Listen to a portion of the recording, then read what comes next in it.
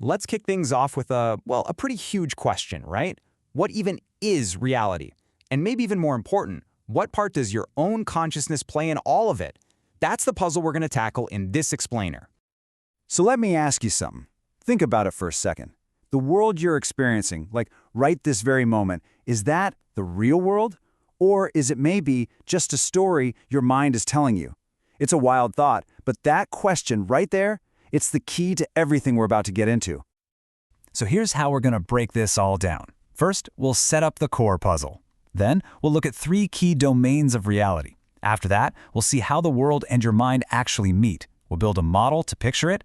And finally, we'll talk about why this whole thing really, really matters to you. Okay, let's dive right in. First things first, we've got to wrap our heads around the basic puzzle we're trying to solve here. So here's the big idea, the central question for today.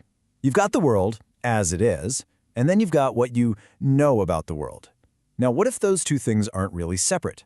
What if the only place they ever actually come together is inside your own conscious experience? Now, to really get this, we're going to need a few key building blocks. Think of these as the tools we need to put this whole model of reality together. Okay, so these 3 domains are called the ontic, the epistemic, and the phenomenological. Yeah, I know, they sound super academic and complicated, but trust me, the ideas behind them are actually pretty straightforward. Let's break down what each one really means. All right, first up is the ontic. The easiest way to think about this is it's just reality, objective reality. It's all the physical stuff of the universe, matter, energy. It's the classic tree falling in the forest when no one's around. It exists, whether we're there to see it or not. It just is. Okay, next we have the epistemic domain. Now this is not the forest itself, but it's our knowledge of the forest. It's like our mental map, right? It's filled with all the concepts like tree, leaf, forest. It's basically our internal library for understanding the world. And that brings us to the third one, the phenomenological. And honestly, this is kind of the magic ingredient. This is your lived, conscious experience. It's that exact moment when you're in the forest, you see the tree, you feel the wind, and your mind goes, oh, that's a tree. See? It's the point where what is, the actual tree, and what is known, your concept of a tree, finally click together. Okay, so we have our building blocks. Now let's start putting them together to see the bigger picture. How exactly does consciousness become this ultimate bridge between the physical world out there and our minds in here? So on one hand, you've got that ontic world we talked about, objective reality. It's just out there doing its thing. And then, way over on the other side, you have our epistemic world, all our knowledge and concepts. And without something to connect them, they're basically 2 separate universes, right?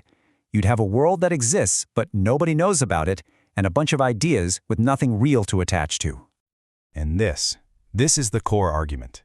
Consciousness isn't on one side or the other. It is the bridge. It's this incredible, unique space where the physical world finally becomes known, and all our abstract knowledge gets to be grounded in something, real. So what does this actually look like when you put it all together in one model? Let's try to visualize this tri-layered reality. Okay, so at the very bottom, let's put our foundation, the physical ontic domain. This is the raw stuff of the universe, the bedrock.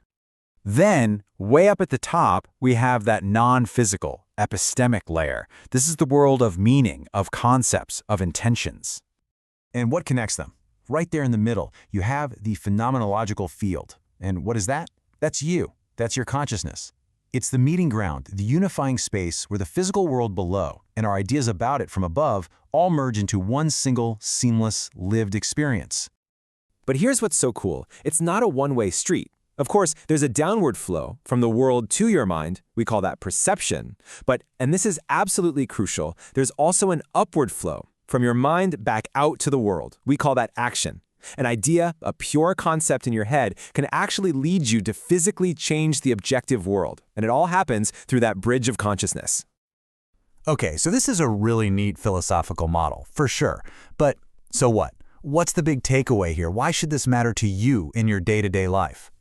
Here's the most important part, really. It means that objectivity and subjectivity, they aren't enemies. They're not opposites. They're actually partners in the same dance. Think about it. All the raw data of the universe, all that information, it only becomes meaningful when it enters a conscious mind, like yours. Consciousness is the place where the universe basically gets to show up and be known. And at the same time, it's where our knowledge stops being just an idea and becomes a real active force in that universe. You know, the philosopher Maurice Merleau-Ponty put this so perfectly. He said, "Consciousness and the world are given together. The world is not what I think, but what I live through." Wow. That phrase, "what I live through," that's everything. That's the key to this whole idea. So, if we were to boil it all down, it's this. Your consciousness is not just some passive camera that's recording the world. No way. It is the active, dynamic zone where reality becomes knowable and where knowledge becomes real.